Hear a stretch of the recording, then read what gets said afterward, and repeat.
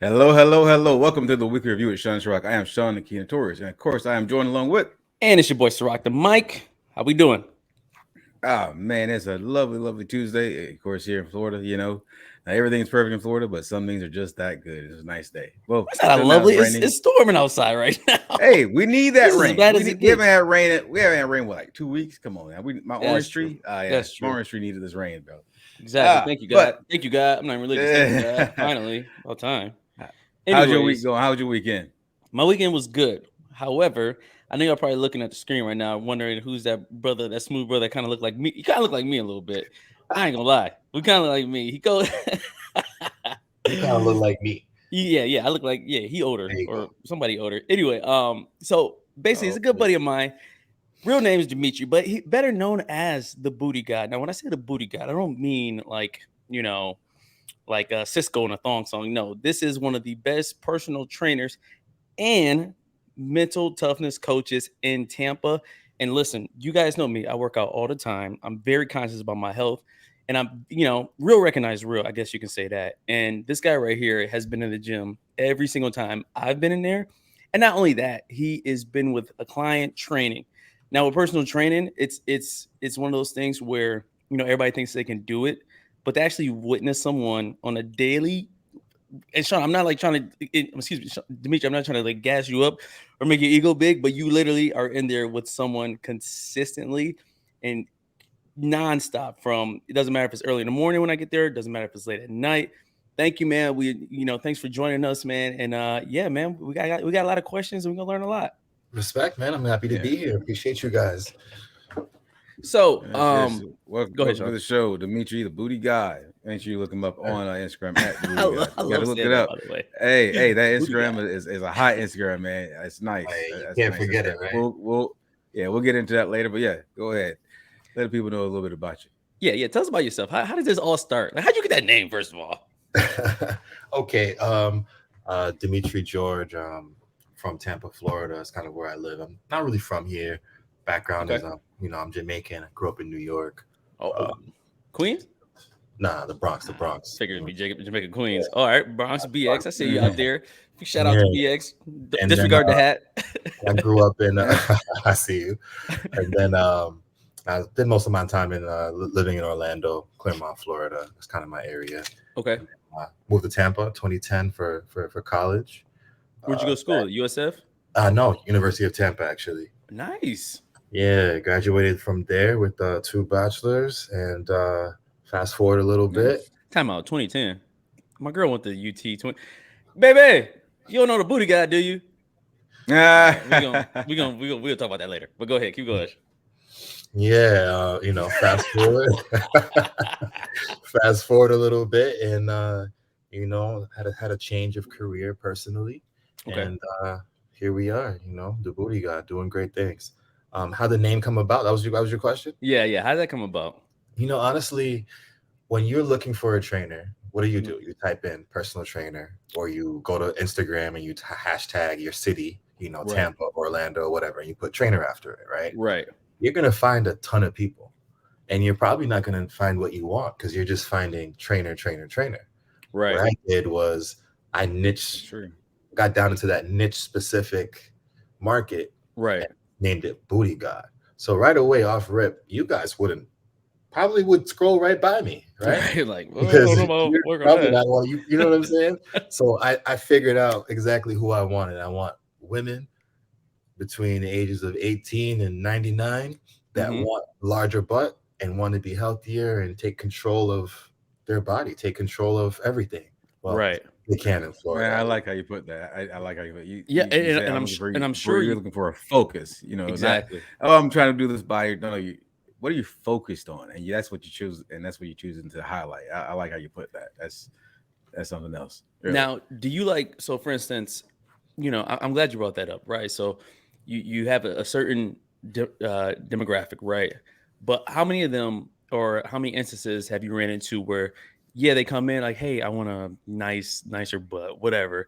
Start off like that, but then you kind of teach them how like it's not just about your butt, like it's a whole body type of fitness, like how often does that happen to where like it goes from butt to the entire thing? Yeah, so with me, a large part of that, niching down my business to, peachy, targeting the butts, right? Targeting glutes is when people go to a trainer, they get overwhelmed by all the muscle groups and all the stuff they need to learn and upper body and my arms and my back and my this and my that. And Right. to be fair, the majority of women are pretty unfamiliar with anatomy and physiology and what to do in the gym. Right. So they care about the one thing: skinny waist, big butt. Exactly. Nice butt. Let me put it that. Let me say it. Yeah. Tone. Not everyone wants to be BL. Peachy, plum, orange, piss. If I can name a whole bunch of fruits, 2 cherries next to each other. No, I'm just kidding. That's balls. So then, from there they can kind of, they fall in love with the process, so to speak, and then they start to realize like, oh, okay, I'm not gonna look like John and Dmitri and Jack and so, all these other guys. Right. I actually train my arms and my shoulders and my back and things like that. So that's kind of how I end up incorporating the rest of the body. Is that something that you get a lot though, like the intimidation factor, right? Because you're a big guy, right? And I'm sure people come up and like, I don't know, man. Like I'm not trying, that looks like a lot of work. Right, all the time, big time. That's, but you being in the shape you in, have you? You said you went to UT down here. Did you play any sports or anything like that? So I'll say this, and I've just actually told a couple clients this earlier. I have just gotten used to when someone says, "Hey, big guy, it's me." Me? Me? Me? Before that wasn't the thing. I can share some photos with you later, but for the podcast. But I grew up skinny my whole life, and tell you how it started. I went on a date in high school. As in the movies, and this girl, she put her head on my shoulder, and she goes, "Damn, your shoulder's bony." Well, as you can see, that's no longer the case. Yeah, I hear you. The one thing that I wanted to change about my appearance was my shoulders, and that's kind of how the whole fitness thing started for me personally. Yeah, and once you start, once you work on one thing and you literally see it grow in yourself over time, you be like, all right, well, what about this? Right? What about this back a little bit? All right, what about these legs a little bit? Like I get that, man. It sucks that it's kind of actually funny that it started with a girl's comment.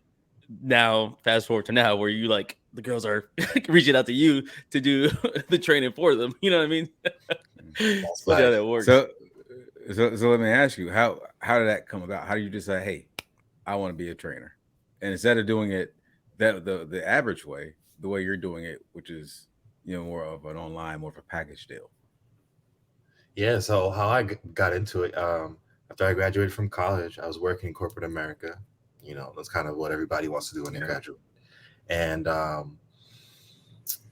when I was working in corporate America, I used to do asset and wealth management, and for a company, a pretty big company, and they were closing all their Florida offices, and they wanted to move to Washington, D.C. At the time, I was like, I'm not trying to go anywhere where there's snow right now. Yeah, I know. I know that one. I'm good on the snow. You couldn't pay me enough. Me too. Me too. So at the time, while I was, working my full-time job, I definitely was personal training, friends, people I knew on the side, and I didn't really charge them. They just tipped me. It was something I enjoyed personally, right? To kind of help people who were lost kind of find their way, because I had a pretty good command over, what to do in the gym and how to teach people how to do it. Right. And I just decided to take a chance on me. And I was young, and I said, let's figure it out. Let's see what happens. Try that entrepreneur thing, and it's something that runs in my family. Being a serial entrepreneur. So I just took a chance, and there was a lot of lows. I mean, I can show you some tax returns. You'll see. There was years of oof. And, why am I getting so much money back? Well,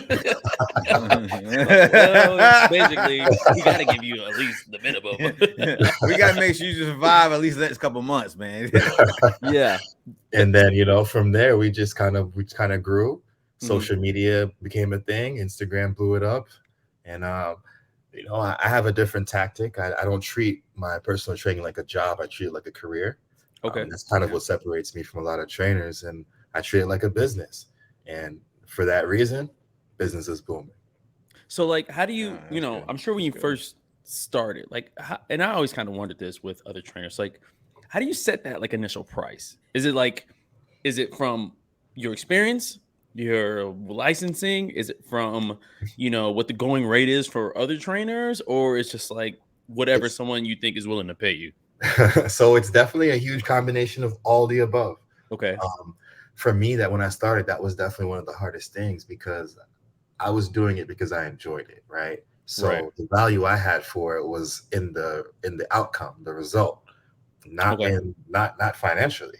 So I didn't even know how to place a value on it financially in order to charge people, because they have to have a value for it financially for me to set a price. Right. So that was tough for me. I had to, work with some of my friends and other people I saw doing well, kind of figure out how much does that cost. Oh shoot, I've been doing this too cheap. Oh, okay, cool. Let me increase the rate a little bit and see where it goes. Right. And and finally as you learn business and you build your name, you can certainly kind of, like I said, niche it down so that you're only working with who you want to work with. Okay. I mean that makes perfect sense. Like, the funny thing is though, and what I give credit for to you, especially, and a lot of trainers that actually. So by the way, for those listening and those that are gonna be watching later, we work out over at Optimum Gym. Well, at least we both work out there. Dmitri, I don't know if you work out at other places Dimitri as well. Exclusively Optimum. One thing I do like. So Dmitri might work at Optimum Gym. Myself, I work out at EOS. He works and work out there. I just work out there. I don't get paid. He works out. Actually, I owe the money. And I work at EOS Gym, and of course, my personal trainer is Bernie. Bernie, he's a Bernie. Hey, shout out to Bernie. I guess. Let me tell you about Bernie. Bernie has won several bodybuilding championships, and I mean several. He has a stack of trophies. So shout out to him. Yeah, he's doing me right. Yeah, I'm sure, just like Bernie, one thing I was going to say is what I do like about Dmitri, you especially, and obviously other trainers there, and Bernie included. I'm sure I've never seen them, but I trust you on this, Sean. Is that you guys look like you work out?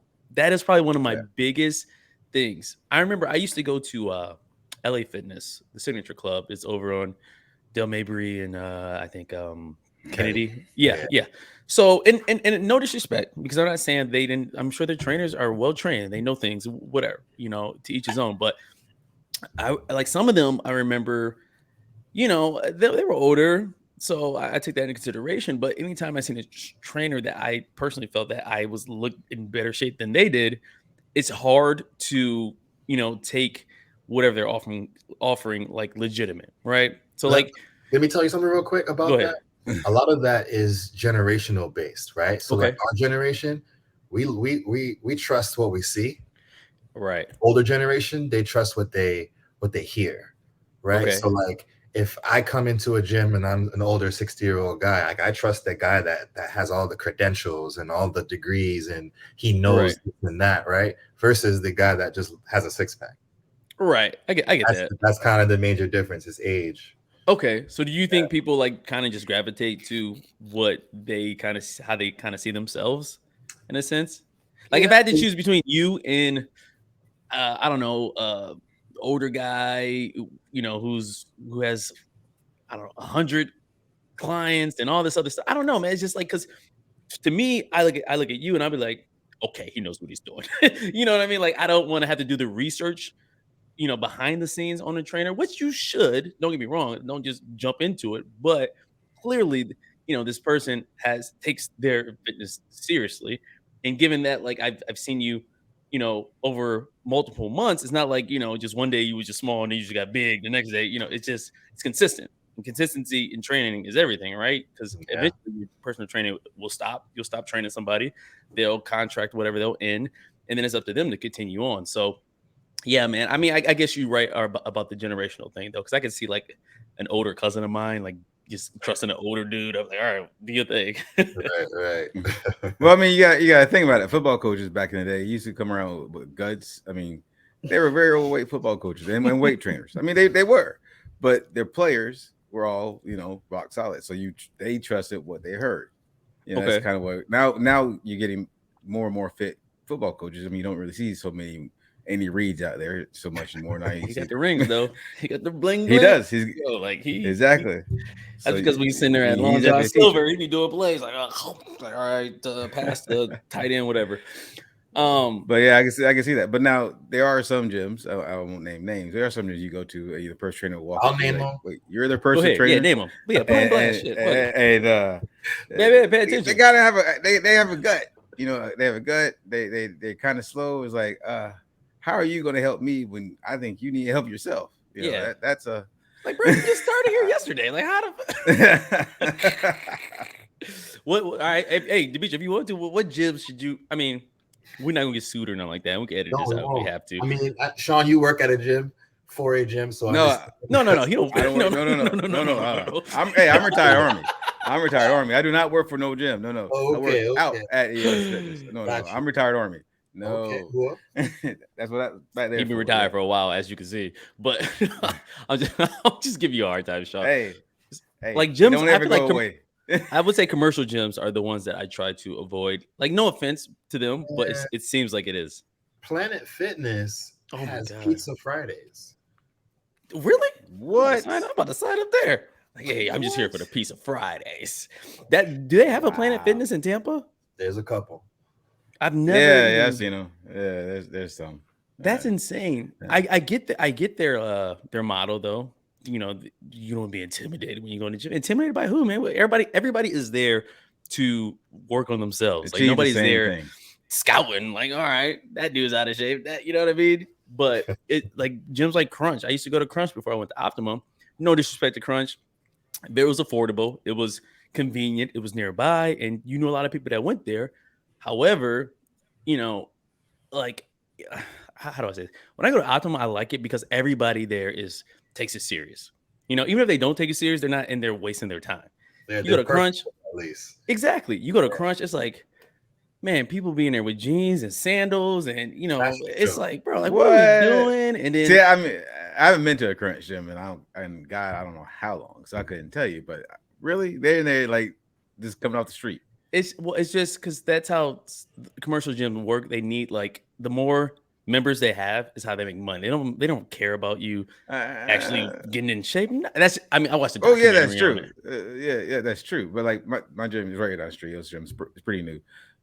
I have yet to see anyone in there that's not there to work out. Everyone's in there waiting on the machine to get on the machine. Waiting on the machine. Do a workout. Exactly. Yeah. Can you imagine? Like Busch Gardens, like you gotta get a fast pass to use the bench press. Like, I'm not doing. Oh, it's I mean, that's the worst part about it. But when you're the best gym in town, which it easily is, because it's lower price than every fitness.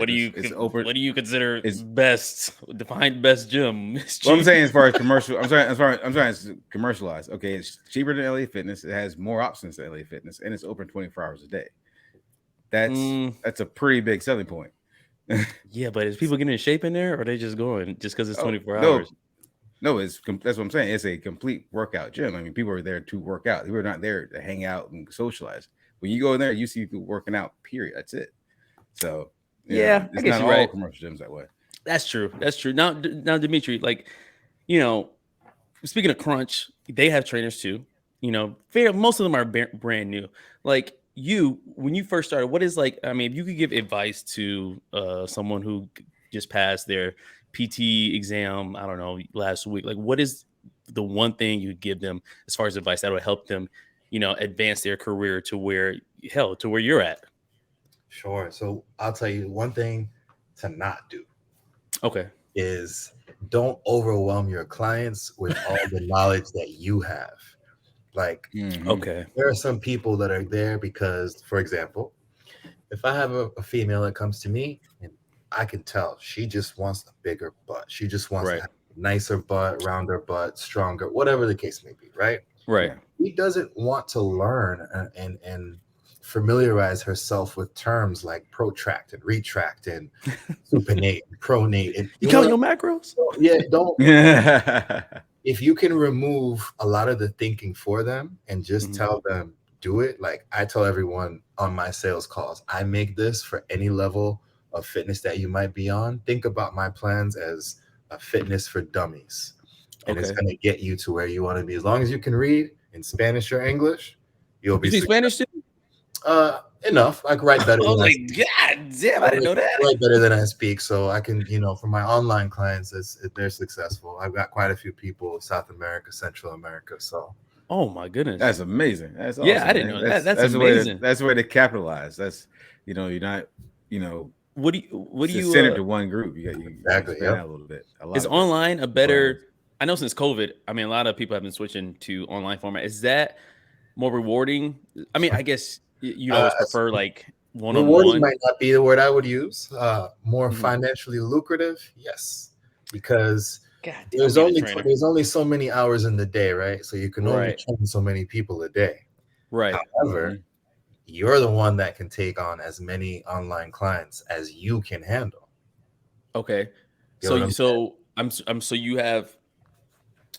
But then again, like you have to have like every online client has to have their own like customized workout plan. So do you, like for instance, do you have like a like say a Joe Schmo online wants to do bigger butt, right? You get their specs, their height, their weight, age, whatever. Do you customize it specifically for them, or do you have like a customization plan for that specific body type? Right now, so everything that I do, if you come to me as a client, I'm making something specifically for Ciroc. I'm making something specifically for Sean. You will not have the same things. Now, if both of you guys are in similar build, similar fitness level currently, then your plans may look pretty similar. You know what I'm saying? At least to start. And then as it changes, it's going to change based on how well you can handle change. Okay. All right. That makes sense. All right. And do you question them? How do you determine that change? Is it more of a interview, like say 2 months, 3 months down the road? Let's talk in weeks, because let's be honest. Because when we work out, we don't really work out in months. We work out in weeks. So do you wait 8 weeks or 9 weeks down the road and say, hey, I'm just saying. Yeah. So with my online people, as well as my in-person clients, we do what we call check-ins. So they receive a template from me. And the template has a list of questions and information that they need to provide me. Basically, it's just, what was your weight from our last check-in? What's your weight this check-in? And then let me know what deviations you made from the plan that I gave you. And that could be as simple as, hey, Tuesday, we had a meeting at work that ran long and I had to miss cardio. Or, the baby was sick and I couldn't get my fasted cardio done, or I couldn't, etc. That's life. Things happen. No one will be perfect. And as they acclimate to the demands of the plan, their lifestyle's going to change, and that's kind of where I keep the push and keep them in check. Okay. Well, if you had like say you have a pie chart, okay, and this pie chart consists of what makes the person's physique that they want to have. Break that pie chart down for us. What will make what? Where would say food or your appetite, or your dinner. So I got a pen and paper down right now. No, I don't actually. I mean, you got to understand. I was in the Army. I did this for years, so I mean, I'm already used to it. But this will help our audience. You want to know the winning formula. The winning formula is consistency, and consistency. That's it. That makes sense. So you don't think it has anything to do with diet? Yes, it does. Absolutely. Consistency with all of those things. You got to have consistency. I get what you're saying, but I'm trying to talk as I would normally talk.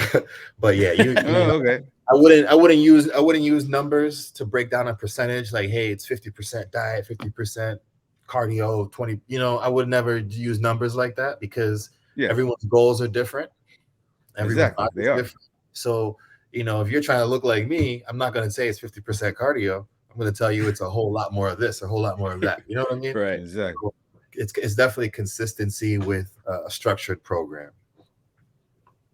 Oh, Sounds okay. good. That Sounds good. makes. Well, of course, it makes sense to me. I understand that, and I know the discipline behind that it takes, and and I'm sure you agree. It's obviously time, experience, genetics plays a huge role as well.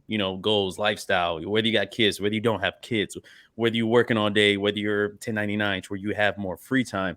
My thing is, when it comes to training, there is at some point there's an endpoint. I'm sure with your clients, there's an endpoint. It's like, hey, look, we've reached the goal you set out to when you first signed up with me.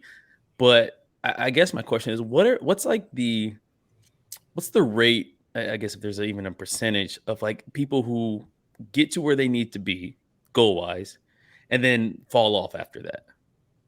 That's what how do you teach a client to use what you train them to become a lifestyle for them for the rest of their life? Great question. So that's why I tailor my business Mm-hmm. not on quick fixes. If you're not willing to work with me for at least 3 months, Mm-hmm. I can refer you to someone else. Okay. Because this is a lifestyle change. So during that process, you're not just going to lift weights and eat better.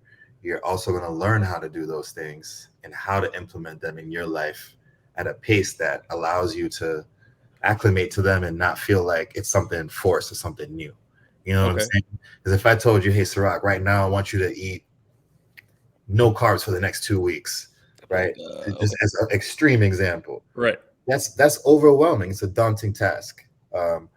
But let's say that was the goal, to have no carbs for 2 weeks, right? We would need to do that slowly.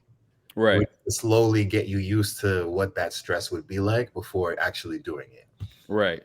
And during those 3 months, 6 months, 12 months, whichever package people signed up for, you're going to learn how to do that, as well as keep your lifestyle in check. Okay. All right. Okay. I'm kind of follow up with this because I noticed your reaction to what he said. And I kind of, Bernard could kind of ask the same thing. Do you think there's an end point when it comes to training, comes to personal training? Yeah, when you die. There you go. Because here's my thing, right? A lot of people, that's extreme. I'm sorry. A lot of people. No, my personal trainer is over 60 years old, so I mean, it's not an end point. Right. So. A lot of people, they treat their goals as if their body is a rental car. Like, you're gonna have this forever. You have this forever. Don't just say, hey, I want to look good for next week. Let me get it detailed real quick. Exactly. I'm so glad you said that. I hate that. I want to look good for my wedding picture. I want to look good for this vacation. Like, okay, hold up. Weddings are a little different, Ciroc. Yeah, but it's like it's like they're planning for one event. Like, you know what I mean? As if afterwards doesn't matter. They plan to look good for pictures, even though the reality is, in between those pictures is shit. You can just stay ready. But you could be getting yourself ready. I mean, you may not be someone who likes to work out. Okay, you may be Joe Schmo, whatever, but you may be getting yourself ready for that wedding and fall into, hey, you know what? I kind of like doing this. Let me, and then your significant other, whoever you're marrying, you're like, hey, damn, you look good today. 6 months later, they divorced. Let me join in a little bit. What happened? You went with the wedding day. What happened? I'll tell you, one of my big skills is you're not booty right. I identify personally as a social engineer in a lot of ways, and a lot of that comes into play with my mindset coaching and mental toughness, and I let that bleed into a lot of my fitness clients. And I don't want to say I guilt trip anyone, but I make them aware of the logical outcomes of their decisions going forward. You know what I'm saying? Yeah, that's true. And it's sad because a lot of people never think it could happen to them, right? Or they always think I can do it tomorrow, or I got plenty of time to do this. And it's just that's not the case, I mean, Sark himself's kind of one of those people, just saying. Yeah, I mean, I could be lazy and things, but it's just I understand that if I don't really focus on my fit, because I mean, we all have our flaws and we all have things that we're good at naturally or unnaturally. But if I didn't have the years of playing sports, or just living in Florida where the lifestyle is a little different to where I'm in the gym all the time, I don't know if I could have started at 40 and just be like, oh, and have that same mindset. It's like, It's you know, definitely it's any habit forming thing. It's like you got to do it for an extended period of time to where it becomes second nature. And like, there's people out there who are just like, I mean, and some can, don't get me wrong, some people can do that, but your body, you're at 40 is not your body at 20, to where you have that testosterone, you have that drive, you have that time. And time is a big one. recovery. Exactly.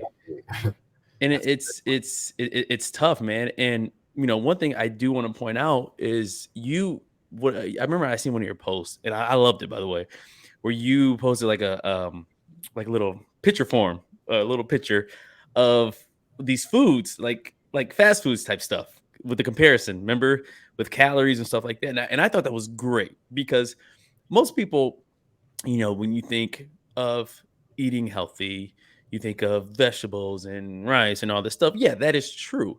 But, you know, reality is a lot of people don't have the money or the time to cook or be healthy, and they have to take that fast food option, whether just to have something. And I love the way, like, all right, listen, if you're at least gonna do this, at least make the least bad choice out of the two. I think it was Chick-fil-A or something like that that you had up. yeah. And you know, and that brings to me my question, like, how important is it to just be aware of what you're eating and nutrition before you even hit any weights or go to the gym or do any fitness? So I'll say this, right? When you pull up your car to the gas station, Whoop, whoop. you use gas. Right. You know not to put diesel, Yeah, of course. right? So you know to put the correct fuel, you know to put adequate fuel, Mhm. the right type of fuel, and the right amount of fuel, right? Right. And our bodies are also vehicles that want to go from destination to destination because our goals are destinations. Exactly. We're in point A and we want to get to point B. Mhm. So we need to be adequately fueled in order to get there. Mhm. So a large part of what I do is teach people awareness of having the right fuel. Okay. Okay. That's So nice. Awareness what of about having the right what fuel. about alcohol? What are your thoughts on alcohol? What, like, you know, like, that's my draw, Sean. I don't know about you. That's I don't know if that's you know, one of the bad things, but there's always been that confusion on like drinks. I mean, we all know it's not good for you, but what's the difference in, you know, the vodka soda or whiskey ginger? You know what I mean? So we're gonna lose that Bud Light sponsorship now. Thanks, you. Thanks, Yeah, well, man. yeah. Thanks. I apologize. Remember, it's pre-recorded. I gotta edit that shit out. My bad. So I'll say this. If you're gonna drink, why are you worrying about calories? I guess so. You know what I mean? It's like someone who does drugs and hopes that they don't OD. It's kind of silly. You know what I'm saying? Like, That's true. what was the point? Right. You know? So, but you know, from a nutritional aspect, if you have whiskey, if you have white liquor, it's all the same. My Okay. advice is you know, keep it as clean as possible. Do water, do soda water. Okay. Have beverages that are non-alcoholic in between. Okay. You know, if you're trying to cut and keep your calories low, then definitely stay away from red wine and sodas and juice. Hell mix. yeah. I'm clipping that one. Stay away from red wine. Uh, Baby. yeah, I'm just kidding. your frozen drinks. That's a real big one. That's Really? a Like, a lot of frozen sugar? drink, tons of sugar, ton of sugar. Oh shit. Damn. I didn't know Margarita that. mix, those are crazy.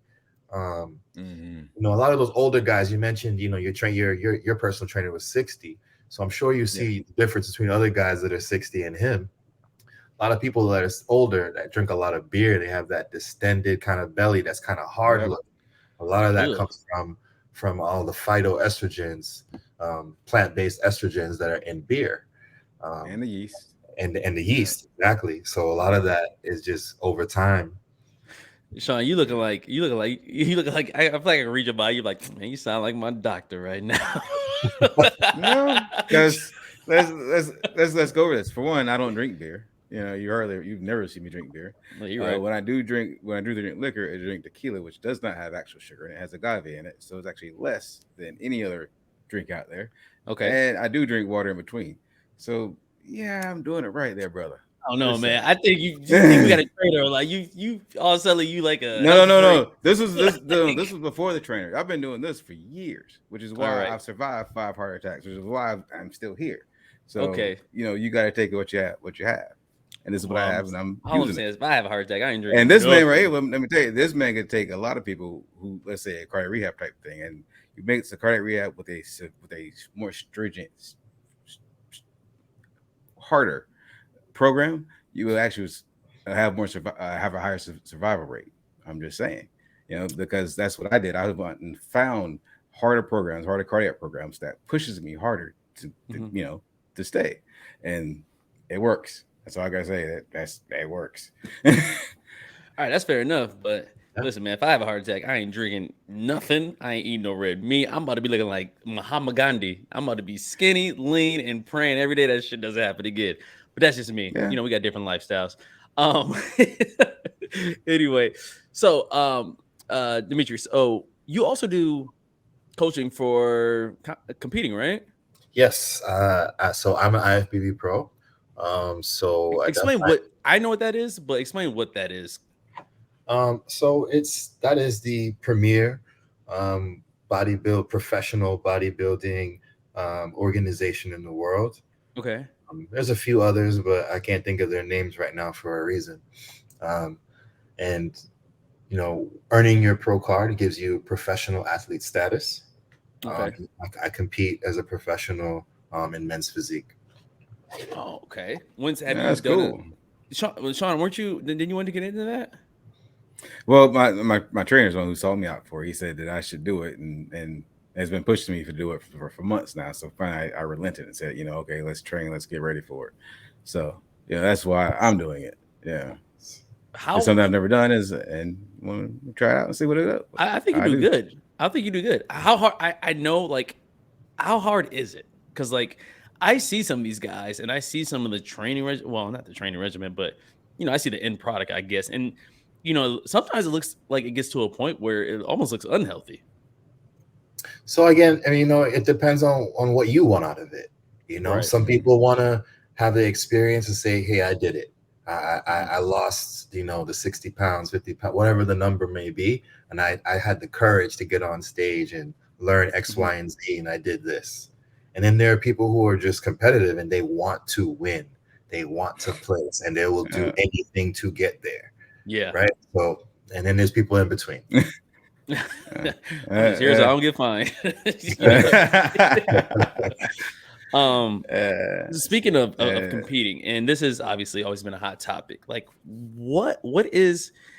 I mean, I understand from a competitive standpoint that you want to win. You do something that's challenging, or you're going against other competitors, you want to win. But what's with like just the constant barrage of all the steroid talk? I mean, is it legal in competing? Is it not legal? Is it one of those things where they just kind of just brush it under the rug? Because some of these guys, like, I mean, I'm not no disrespect to them or whatever. I mean, people can do what they want to do, but it's just personally, for me, I've always been a competitor to where, like, if I lose because the other guy was better than me, not because he did something that I didn't do or I was unaware of, or like you can compare it to flopping in the NBA, right? It's like I sold it better, but it didn't really happen.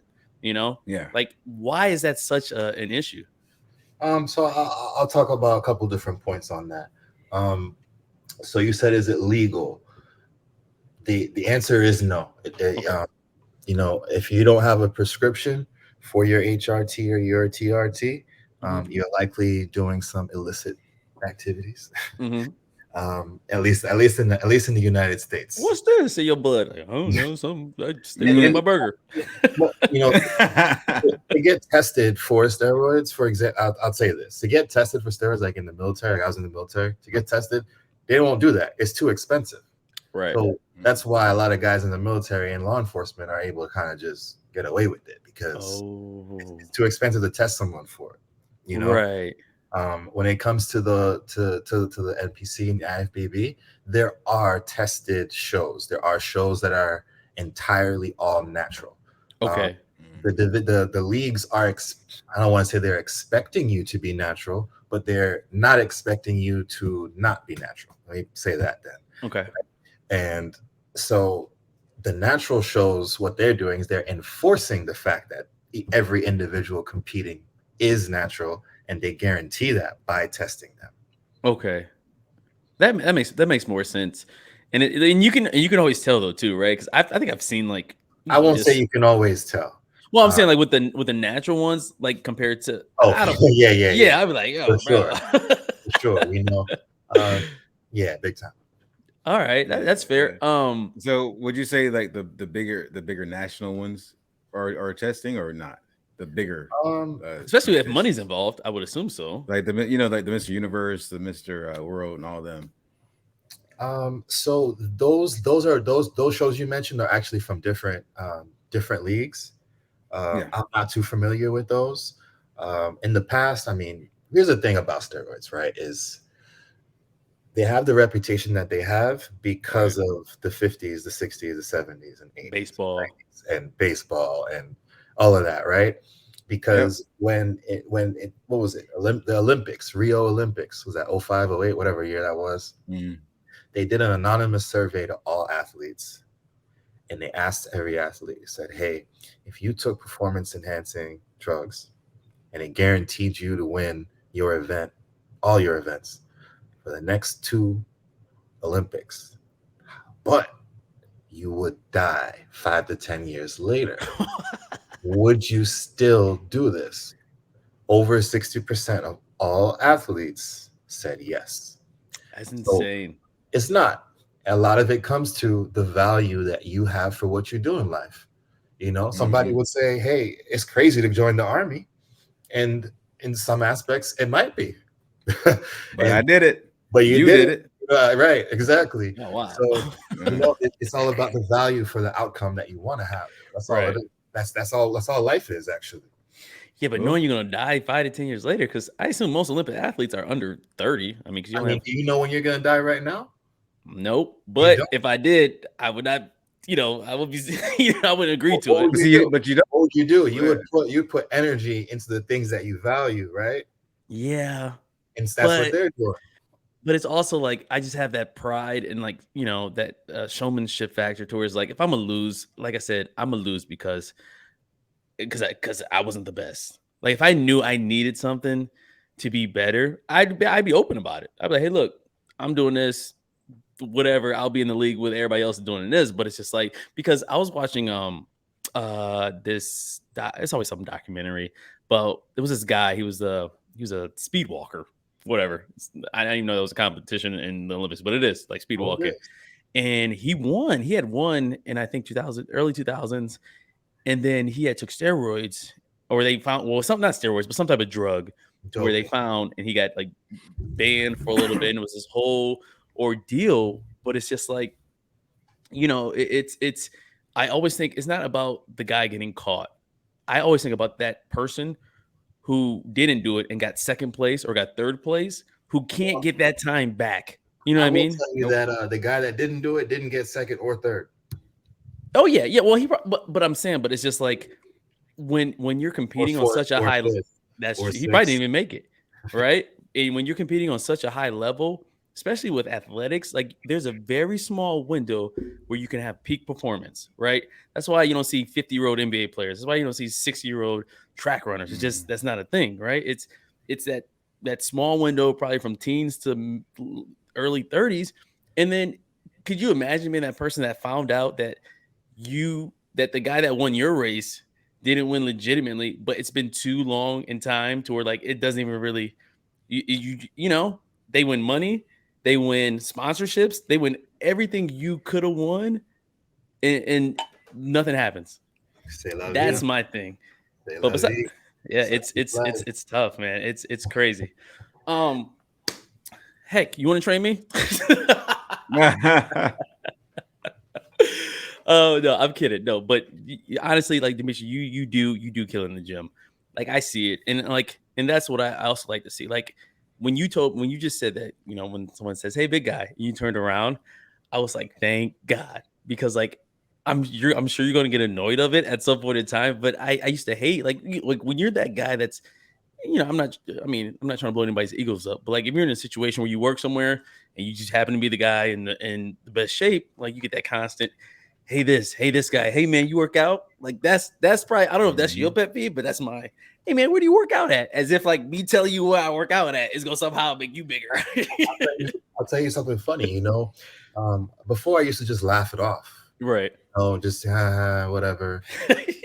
When someone goes, "Oh, how can I get like you? I want to get like you." Like, you know what I say now? I say next life. Well, next life, because if you did, you'd start already. You would take that necessary action to align yourself with that. Yeah. These are usually the guys that are at the bar with their double fisting and they got meal all in the face or whatever the case may be, right? Yeah. Right. You know what I'm saying? It's always someone that's actively doing the opposite that is saying. Right. Would you say that's your biggest pet peeve? What's your biggest pet peeve just in general with fitness? Is it the people that reach out to you like, hey man, I'm a Oh, he's got a few.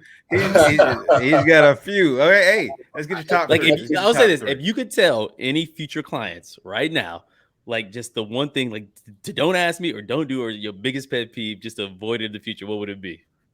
Well, I wouldn't tell anybody not to ask me anything. I'm big on asking me things. I love questions because I love to give information. Mm-hmm. But I would say that the number one thing you need to understand is you can't change by doing the same thing. Right. And a lot of people, they want to continue living their same pleasureful lifestyle and experience change that doesn't come from a pleasure only lifestyle. Like that doesn't make sense. Yeah. You're gonna have to sacrifice something. You can't eat a sub of bacon and think you're gonna get in shape. It doesn't happen that way. It doesn't work that way. Yeah, I'm sure you probably get like the excuses all the time where it's like, well, I had a salad. Like they always want to tell you that one little good meal that they had, and then just like neglect all the cookies and ice cream and everything. I was like, I don't know, I'm not losing weight. I just had a salad yesterday. You know what I mean? When I first started training, I used to be annoyed by stuff like that. And then I really, really learned the statistics. The truth is, majority of people have no idea about nutrition. And I can't blame them because a majority of doctors don't know much about nutrition. Right. Isn't that crazy? They're not really teaching nutrition. They don't. Yeah. I mean, I went to college. It was for pre-med and something else. And as I looked ahead, they don't teach nutrition in med school. Yeah. Isn't it just crazy how like as much as you've been training and you've been competing and you've been an athlete, like do you ever feel like, and sometimes I do, but and Sean, this applies to you too. Do you ever feel like you kind of not undervalue, but you underestimate how much you know, and you just almost think it's like common knowledge amongst just people? Like, especially with fitness, I'm like, well, yeah, obviously you shouldn't do that. And then just like how you said, like, no question is a stupid question. But there's sometimes I'm just like, wow, like I can't believe a lot of people don't understand that simple concept. When you fill out a job application, you've done that recently at all. It asks you, can you lift or move 40 pounds without reasonable accommodations, right? That's like something we expect. Like, you're a grown man, able-bodied. You should be able to pick X pounds, right? So this is a job for UPS. I'm just like, okay, all right. You might have had a little different upbringing. You might have not been as tough or competitive, or you're a little soft inside, and we're gonna harden you up. That's really it. I don't let it get to me because their goals aren't mine, so I can't internalize it. I just gotta help them get to theirs. Right. And that's like the bridge that trainers have, especially like that you have. Yeah. It's a lot of times people assume if someone's in shape that they should be a personal trainer. Like, no, that's not the case. Like, I get tired of hearing that. Like, people like, man, you should train. Like, yeah, no, because I'm great with people. I'm great with communicating, but I don't have the patience that someone, I don't have the patience that like you would have to like work with someone. Because from my experience playing sports, it's like, let's go. What do you like? You know what I'm saying? It's like it's very hard. And if it's always like a cutoff to where like you're worried you're not gonna make it. So that's how my mentality is. Hell, that's why I don't even like working out with other people. It's just like I don't have time to talk. But some people are blessed to where they can not only get the message across, but have the patience and the results to show for it. So, kudos to that. Sean, I would love, to get into, I mean, the only game that I'm most likely undefeated in, what the Florida. And I would love for you to explain it to Dmitri, just so he knows about this ass whooping he about to get. Oh, wow. I told somebody today. I was like, you know what? As soon as we start what the Florida, he's gonna say, hey, you know what? I'm undefeated. Undefeated. Oh, okay. Today, yeah. Well, let's go ahead and jump into what the Florida thing. We'll go ahead and set us up. That's rock. Oh yeah. I'm sorry. I got a little I've been working on this banner thing, but you got a little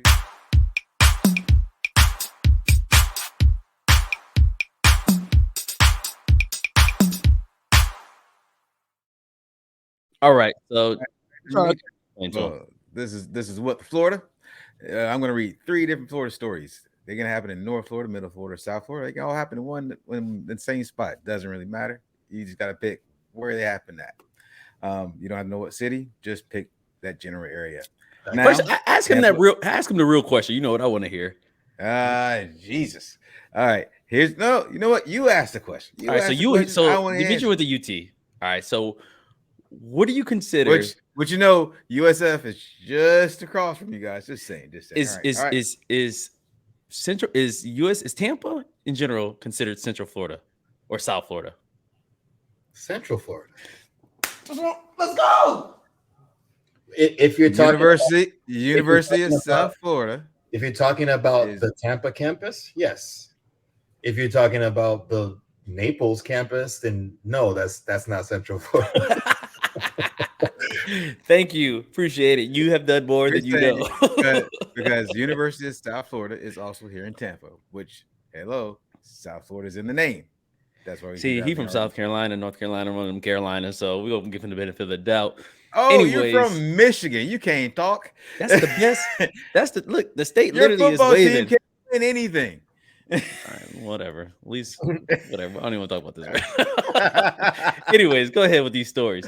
So Dmitri, they could be in North Florida. What's the cutoff for North Florida? All right, so here's the cutoff. North Florida is Jacksonville to Pensacola, down to Ocala. Ocala starts from Ocala down to us, to Central Florida. So Ocala, Gainesville, that's Central Florida, including us. Everything below I-4 is South Florida. Gotcha. But these right. Now you've been here longer than me, so you should win this game. But Florida is one of them states where it's just like, I'm glad to live here, and I'm proud to say I ain't from here. So let's make it happen. Oh man. All right. So let's get into it. First Florida story. All right, I'm listening. So let's just say this was not the smartest of Florida men. Florida man gets 15 years in prison for importing meth in the mail to his own home from Mexico. I would just talk about this.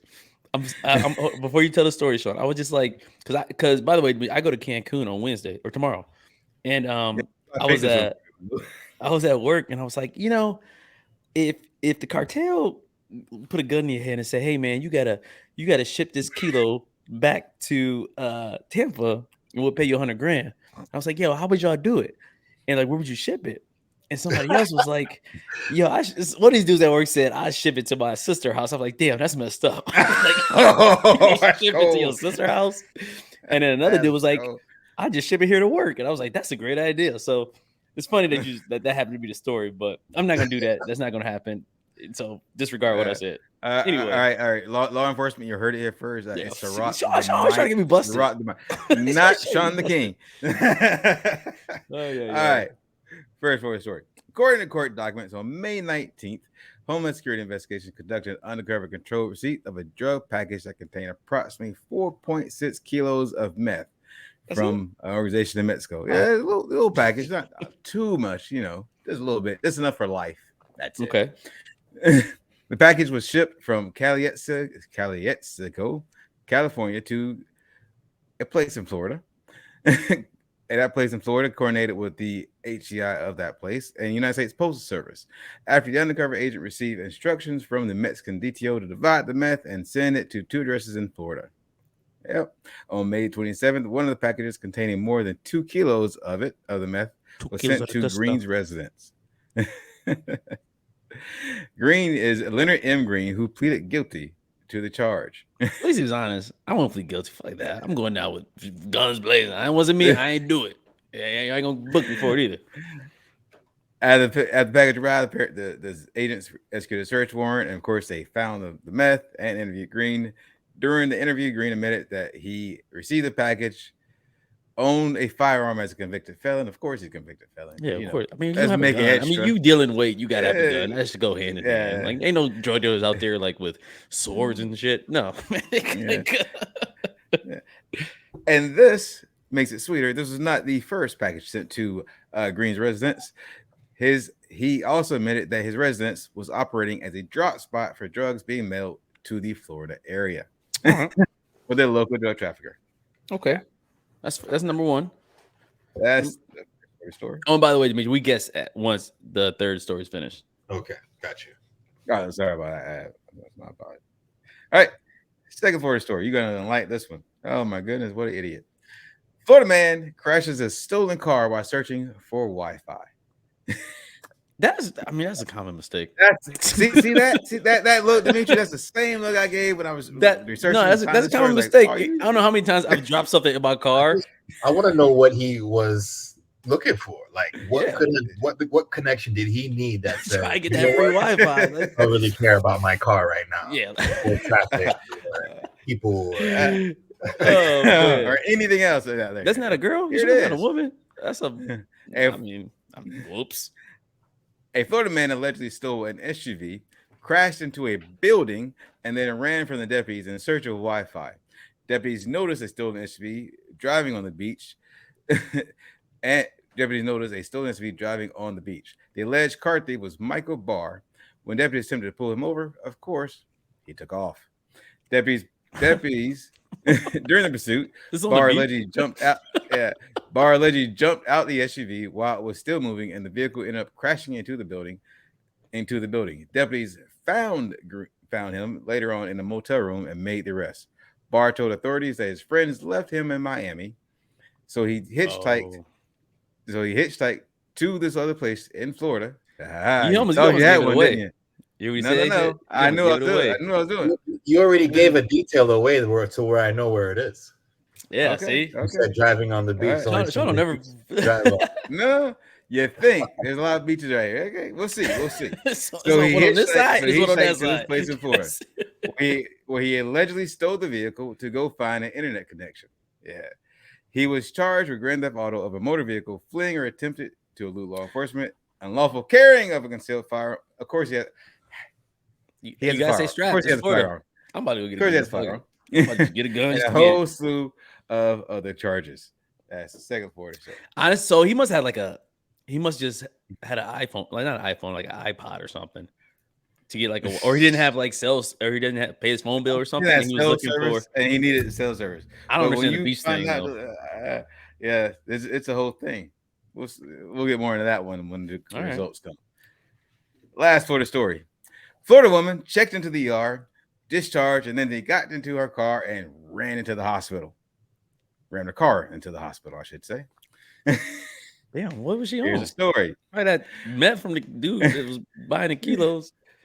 They all know each other. This is one of those stories where they all know each other somehow. You think a driver was arrested Thursday night after she intentionally crashed her car into the emergency room of a Florida hospital, according to authorities. The healthcare facility posted on social media that a car had run through the glass doors of the ER and alerted visitors to take the side door instead. Hey, still come on. Let's go inside. This crazy motherfucker just crashed into the side of the building. It's a hospital, damn it.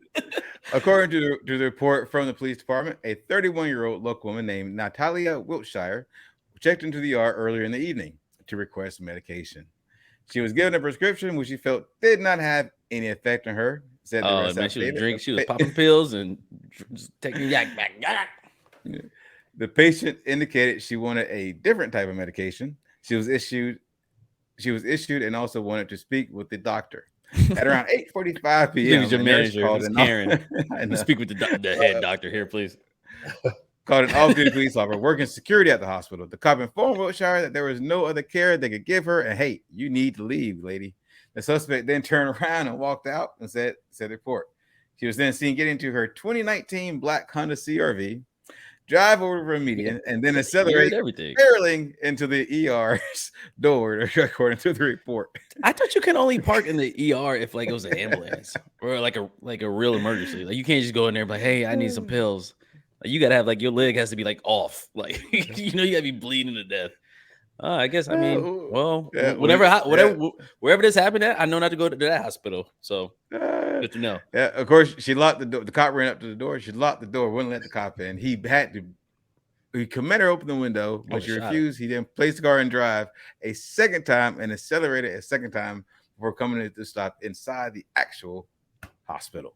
All right, fair enough. Crazy Karens and meth heads and dudes with no cell phones. All right. So 20,000 in damage on that one, by the way. So these are your Florida stories. Let's get into them. Since you're the guest here, I'll let you make the first guess on the first story. Definitely. That was the meth guy. Yeah, definitely. Sure is the South? Central. He says Central. Okay. All right. This story, I'm gonna go with. Let's see. If I was moving meth, all right. Let's see, from Mexico. I'm gonna go with Central as well. I'm gonna go with Central. I'm gonna go with South. I'm gonna go with South because somebody got to win. Okay. So you both are wrong. It's happening in Jacksonville, Florida. You sure? Yeah. That's I'm positive. Shit. it does. But it was the Homeland Security Investigation Department for Duval County. All right. Yeah. Well, for one, story 2. So then the second one. Yeah. Story 2 is that was the cell phone guy. Couldn't get reception. Yeah. So he went to the searching beach. for Wi-Fi. Yeah. Now, let's see what you say. I say Central Florida. Okay. I think this is one of them double tricks. I'm gonna say South Florida. I'm gonna stick with South. Okay. It happened in Daytona Beach, Florida. Which is Central Florida. Yeah. Good job, Dmitri. Where the fuck is Daytona Beach? I don't know. It's literally right across. I've been here 10 years. If you get on I-4 and you drive straight across, it's right there. Man, that's too far for me. If I gotta drive more than 2 hours, it's a wrap. I'm taking a plane. All right. Third story. Crazy lady that ran into the ER to get her meds and ran her car into there. The Florida woman who didn't like the medication she got, so say, you know what? I'm going to jail tonight. That's what she said. I'll say North Florida on that one. Hey, Sean, can you do that one more time? No. Hey, it's a one-time thing. You only get the sound effects one time. If you don't get it, hey, it's gone. All right, he say North. Make sure you loop it in post. Yeah. I'm gonna say I'm going Central. I'm gonna say that's right around the block. That's somewhere in St. Pete. All right, you're going Central. This happened in Kissimmee, Florida. Oh, that's just outside Orlando. Wow. Yeah. Wait, what did I say? I said Central, right? Yeah. He said Central. All right. Hey, look. Hey, nobody lost. You won. I won. We call it 50-50 even. Whatever. Sean, do that thing again. Maybe I'll put some effects. Hey, you only get it once. You got to catch it. You got to be quick on the draw. Anyway,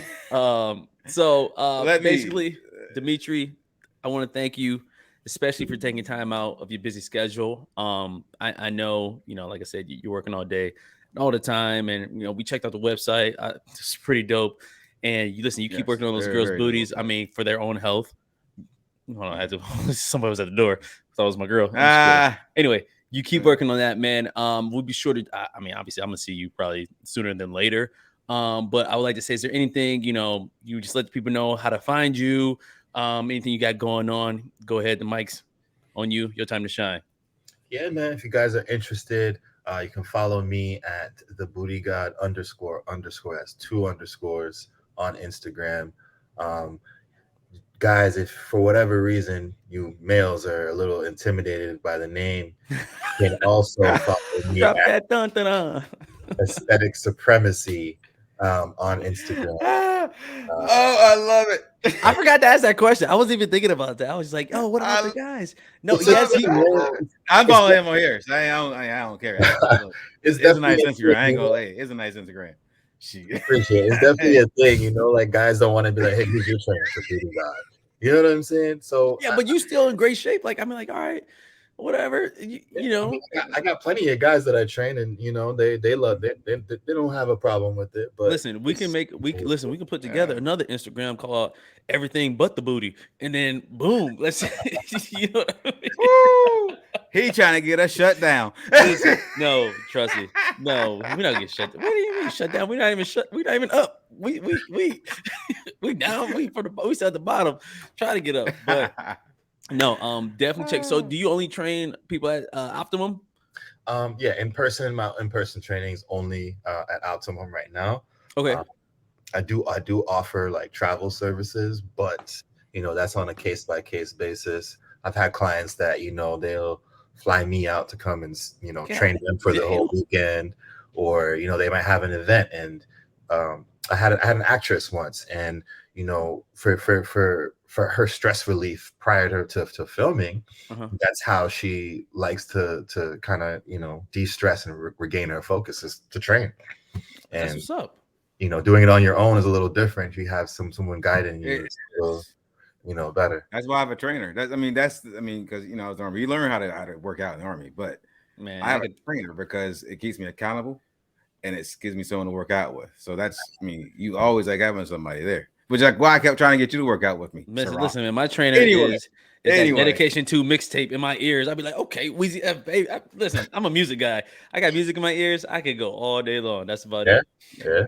But anyway, Sean, you got anything? No, I just want to personally thank Dmitri, the Booty God, for coming on. Thank you for educating myself, our audience, Sirach, with your wealth of knowledge when it comes to personal training, when it comes to health and fitness. We really appreciate it, and hope that you come back on the show again sometime in the future.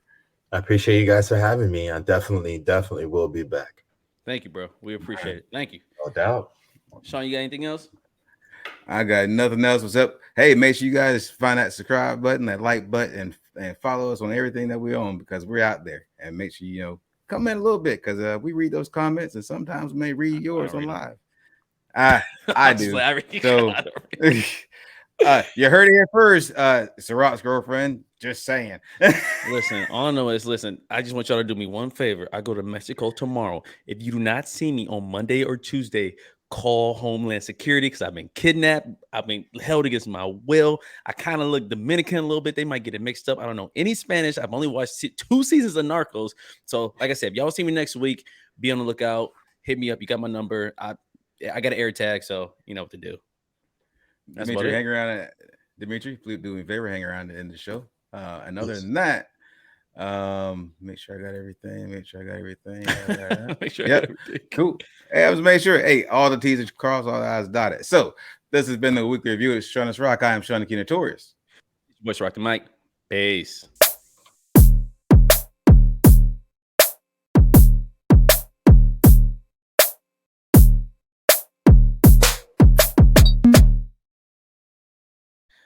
Oh.